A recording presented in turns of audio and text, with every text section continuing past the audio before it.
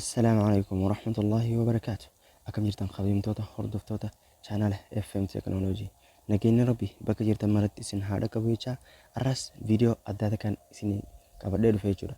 Viidiyoon addaa tun maali yoo jechuun keessan hin oolamu wanni isin taatise jechuudha waa'ee aappii tokko wal qabata. Aappii yeroon joogaa isin irra guddaan keessan isin dabbaruun oolu jechuudha viidiyoon kun.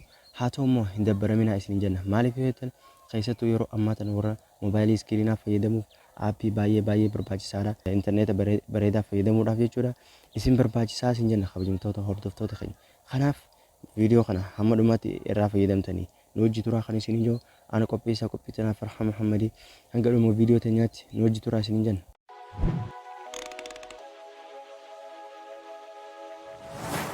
Egaa kabajamtoota hordoftoota keenya osoo viidiyoo teenyatti isin dura akkuma ammaan dura isin jechaa turretti jechuudha. Viidiyoo kana akkanuma biran kutinaati laayik kanaaf isin jenna. Akkasuma immoo chaanaala kanas akkana ilaaltanii biran kutinaa subscribe godhaa nu cinaa dhaabbadhaa isin jenna. Guyyaa tokkollee taatu waan isin fayyadu irraa argatan hin beektanii isin jenna kabajamtoota hordoftoota keenya. Egaa hamma isin jenne yaadaaf gaafii qabdan hunda karaa koomentiitiin harrii teenya banaadha isin jechaa gara viidiyoo teenyaatti ceenaa jechuudha.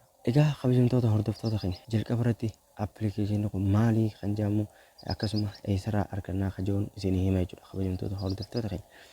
Appilikeeshinii kun akkuma asirratti agartan kana jechuudha appilikeeshina Force LTE jedhama.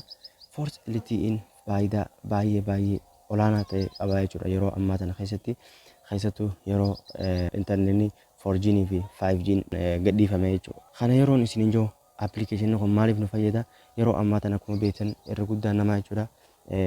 Moobaayilii iskiriinaa fayyadama. Moobaayilii iskiriinaa yeroo fayyadamu namu intarneeta bareedaadhaan waan barbaadu laalee waan miidiyaalee hawaasaa irratti godhuu barbaadu hunda intarneeta saffisaatiin osoo godhee barbaadaa jechuudha kabajamtoota hordoftoota keenya.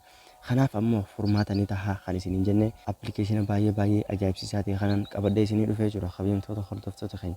Appilikeeshinni kun maaliif nu fayyada yoo jenne appilikeeshinni kun yeroo ammaa tana akkuma beektan intarneetni 4G ni dalaga. Haa ta'u ammoo aawutoo irra jira jechuudha kabajamtoota hordoftoota keenya. Aawutoo yeroo jennu LTE 3G 2G jira jechuudha kabajamtoota hordoftoota keenya. Aawutoo jechuun akkuma beektan gaa ifumaaf 3G irraa gara 4G 4G irraa gara 2G 2G irraa gara 4G jijjiiramee akka fedhii isaatiitti hojjetaa jechuudha kabajamtoota hordoftoota keenya. Haa ta'u malee namoonni irra guddaan isaanii wanni isaan fedhan jechuudha intarneeta bareedaadhaan waan godhuu barbaadan hunda godhuu fedhu jechuudha. Kanaaf ammoo furmaata ni ta'a kan isin jennee dhufne irra deebinee hunoo appilikeeshina kana isin jecha akkaataatti argannu isin himneeti achi booda immoo akkaataatti fayyadaman isaa isin himaa jechuudha kabajamtoota hordoftoota keenya. Isa kana argachuudhaaf jechuudha asumaan gara Play Store keessanii seentanii jechuudha maal barreessatanii Force LTE jettaan jechuudha kabajamtoota hordoftoota keenya. Achi booda isa kana akkuma agartan install godheetiin jira. Install gootanii gabbuufatanii jechuudha kabajamtoota hordoftoota keenya. Erga gabbuufatanii hoo asumaan isa keessa seentanii akkaataatti fayyadamtanii isin garsiisa jechuudha kabajamtoota hordoftoota keenya. Isa lammaffaa kana miitar 2 qajoo kana kilik gizee gootan achi booda asirratti kun akkuma agartan bakka kanatti jechuudha siimii keessan isin filachiisa jechuudha.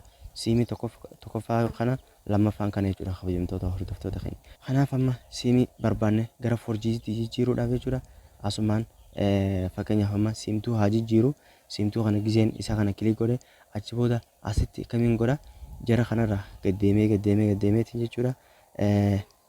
Akkuma ijaan agartan kana jechuudha anilleen kan itti fayyadamu kun kana NR LTE CDMA if du qajoo kana kabajamtoota hordoftoota keenya.